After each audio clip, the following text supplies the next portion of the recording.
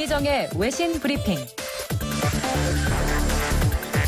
네, 밤사이 들어온 주요 국제 뉴스들 정리해드립니다. 문희정 국제정치평론가 전화로 연결합니다. 평론가님 안녕하세요. 네, 안녕하세요. 코로나19 사태를 놓고 지금 미국과 중국도 굉장히 첨예하게 대립을 하고 있는데 유럽연합이 이번엔 또 나섰습니다. 중국을 향해서 굉장히 강도 높게 비판을 했죠. 그렇습니다. 현지 시각으로 10일 유럽연합의 행정부격인 집행위원회가 코로나19 허위정보 대응 전략 보고서를 발표를 했는데요. 이 보고서 안에 이런 내용들이 있었습니다. 구체적인 워딩을 좀 살펴보면 외국 행위자와 특정 제3국들, 특히 중국과 러시아가 EU 내에서 또 전 세계적으로 코로나19를 둘러싼 허위정보 선전과 선별적 영향력 공작에 관여했다면서 이들이 민주적인 토론을 해치고 그들의 이미지를 개선하려 했다고 비판했습니다. 그러면서 손을 씻는 것은 도움이 되지 않는다. 코로나19는 고령자에게만 위험하다 등 잘못된 건강 정보와 또 중국 관영 매체가 중국이 세계에 시간을 벌어주기 위해 희생했다고 주장한 것, 또 친러시아 매체가 EU의 코로나19 대응에 관한 허위 정보를 유포한 부분 등을 지적했습니다. 네. 보고서는 또 우리는 중국과 러시아를 분명히 지목한다며 증거를 입수하면 실명과 구체적인 내용을 꺼리낌 없이 공개할 것이라고 못 받기도 했습니다. 이에 대해서 영국의 일간지 가디언은 유럽이 러시아에 대해서는 이와 관련한 비난을 한 적이 있지만 중국을 공개적으로 잘못된 정보의 근원이라고 지적한 것은 이번이 처음이라고 설명했습니다. 네. 이에 대해서 중국 정부가 관련 입장을 또 내놓았죠. 그렇습니다. 화춘잉 중국 외교부 대변인은 정례 브리핑에서 우리는 어떤 국가가 코로나19와 관련한 허위 사실을 지어내고 유포했는지 알고 있다며 EU가 발표한 16장짜리 보고서는 이런 분명한 사실을 외면하고 중국을 거론했기 때문에 권위와 신뢰도에 흠집이 생겼다고 즉각적으로 반발했습니다. EU 주재 중국 외교단 대변인은 코로나19 사태 이래 중국은 큰 희생을 통해 확산을 완화했고 인민의 생명과 건강을 지켰다면서 코로나19 사태에서 중국과 EU는 인도주의 정치인과 우호의 정을 실현해 모두 존중받아야 한다고 주장했습니다. 중국 정부가 미국에 대해서는 날을 세우면서도 EU와는 직접적으로 각을 세우지 않는 방침을 세운 것으로 보이는데요. 이것은 유럽연합 측이 코로나19 대응 과정에서 회원국 간의 분열 상황이 두드러지자 집행위원회 차원에서 이를 봉합하고 나선 가운데 중국과 러시아에 대한 견제가 강해진 것이라고 분석하고 있다는 의미라고 볼 수 있습니다. 네. 따라서 중국 정부 역시 이런 분위기를 감지한 후에 지도부 차원에서 유럽 정상들과의 직접 통화를 통해서 협력을 강조하면서 미국을 견제하는 자세를 취하고 있는 것으로 보여집니다. 네, 그렇군요. 자, 이번에는 일본으로 가보겠습니다. 이 외국인에 대한 전면 입국 금지 조치를 취하고 있었는데 4개 나라에 대해서 최근에 규제를 완화하기로 결정을 했죠.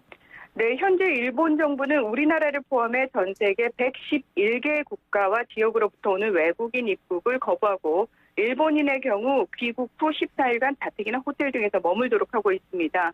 하지만 코로나19 사태로 일본 내 경제 활동이 위축된 점을 감안해서 기업이 유학생, 관광객 순으로 외국인 입국 제한 조치를 완화하는 방안을 검토해 왔는데요. 따라서 1차로 조만간 호주, 뉴질랜드, 베트남, 태국 등 4개국에 대해서는 입국 규제를 완화하고 경영관리자, 기술자, 기능 실습생 등에 한해 하루 최대 250명의 입국을 허용할 방침이라고 밝혔습니다. 네. 이들에 대해서 사증 발급이라든지 항공 편수를 제한하는 방법으로 통제할 계획인 것으로 알려진 가운데 일본에 도착한 후 유전자 증폭 검사에서 음성 판정을 받으면 이 관련 기업이 독자적으로 교통편을 제공하고 또 활동 범위를 한정하는 조건 등으로 입국 후 14일간의 격리 의무를 면제할 예정입니다.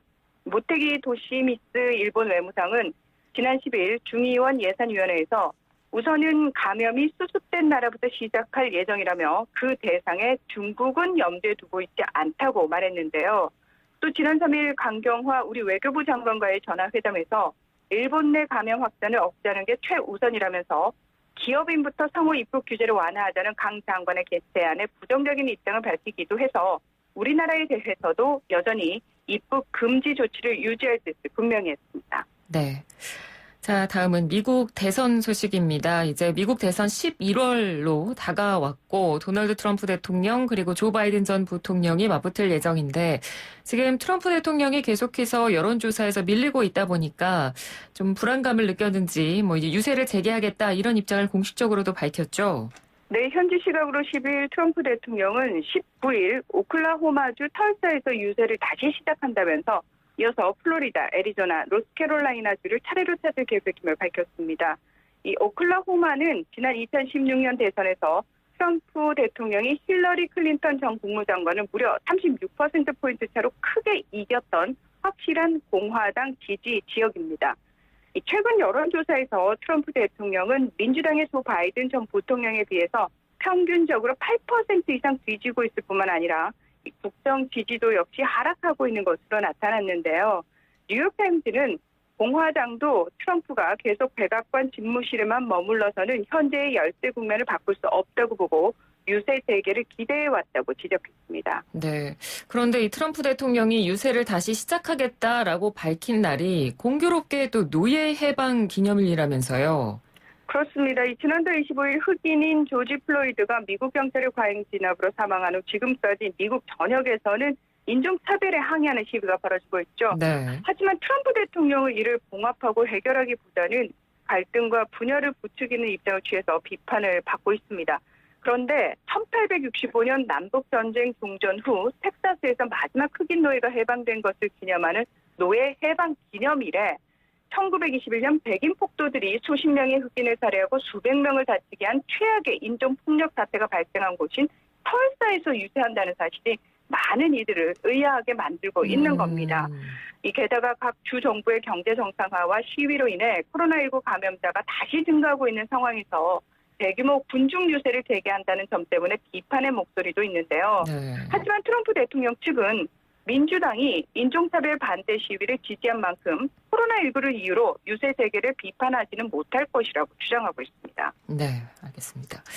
자, 이제 마지막 소식인데요. 세계적인 커피 체인 업체죠. 스타벅스가 매장 수를 줄이기로 했다고 하던데 어떤 내용입니까? 네, 스타벅스가 코로나19 확산을 막기 위한 사회적 거리두기의 일환으로 앞으로 18개월 동안 뉴욕과 보스턴, 시카고 등 도심 지역 매장 400개를 폐쇄하겠다고 밝혔습니다. 이 폐쇄된 매장은 매장 크기를 절반으로 줄이고 테이블과 의자를 치운 뒤 픽업 주문만 가능한 새로운 형식의 매장으로 재개장되는데요. 캐나다 매장 1,600여 곳 중 200여 곳도 문을 닫고 모바일 주문과 드라이브 스루 및 테이크아웃 중심으로 영업 형태를 바꿀 예정인 것으로 알려졌습니다. 네. 스타벅스 측은 이미 전체 주문의 80%는 픽업 주문이라면서도 하지만 모든 매장에서 테이블을 치우지는 않을 것이라고 설명을 했습니다. 참고로 스타벅스의 픽업 매장은 대면 주문은 불가능하고요. 스타벅스 모바일 앱을 통해서만 주문과 결제를 할 수 있는 모바일 주문 후 픽업 매장 형태로 주로 사람이 붐비는 미국 도심 내 매장을 중심으로 시행될 것으로 보입니다.